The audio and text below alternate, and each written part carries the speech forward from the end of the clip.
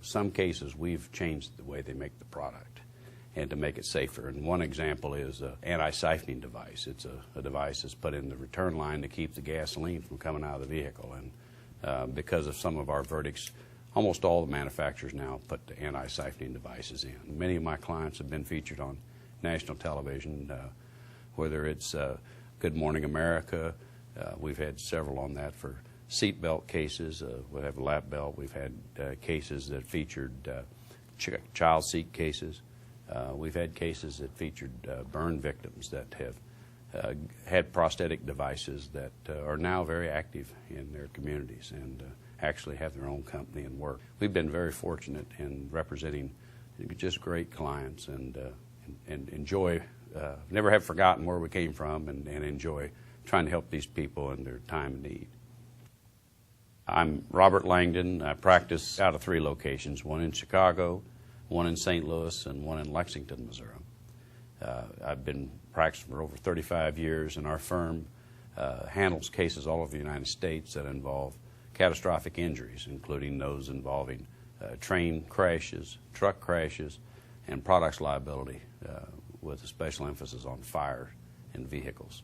I started out in 1972 with Congressman Ike Skelton, and he was chairman of the Armed Services, and we practiced until he went to Congress. Right now I have 3 partners.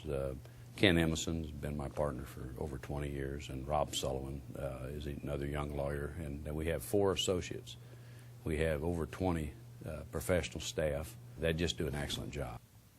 The other area we really like is child seats, and these are areas that in the child seat area it's very important because people really don't understand what they're buying when they buy that product. Well, we need to change the conversation from it's the parents' fault to why are we making car seats so difficult that 85% of the time they're installed wrong.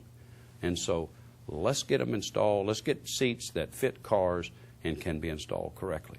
It's something that we really need to concentrate on. The government needs to step in and say, we're going to look at this area because we're having these problems. And when you have a brain damage with a young child like that, the cost to society, not counting just the terrible price that the parents pay, but the cost to society is horrendous. Most of the people we represent are catastrophically injured. They're in wheelchairs. Their life has been changed. Just being around a paraplegic or quadriplegic is an eye-opener. We have many seriously burned victims. It came home to me with one of my clients who I met in a blizzard, literally in Washington, D.C. with 12 inches of snow on the ground, and he was in a T-shirt, a pair of shorts. And I said, John, what are you doing? He said, I'm hot. And they lose their regulation, their body regulation. The one common theme that I see in all my clients is they want to get better. They want to get better, and they want to try to live as normal a life as they can.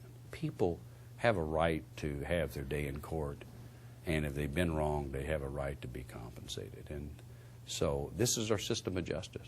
This is what we believe in. This is what our forefathers fought and died for, so that we'd have an open system, so that really my client has the same standing as the largest corporation in the world when they walk in that courtroom. It's a gray area for people. Once they're in this area, first of all, they suffered a catastrophic injury.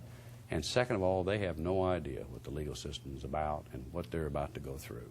And so the more that we feel like that, the more questions they ask, and then the more we can tell them, the better off we are. When we take a case, our client becomes our partner. And they most always become our friends, and later, and we stay in contact. And if we can change the world and make it safer, that's what we're after.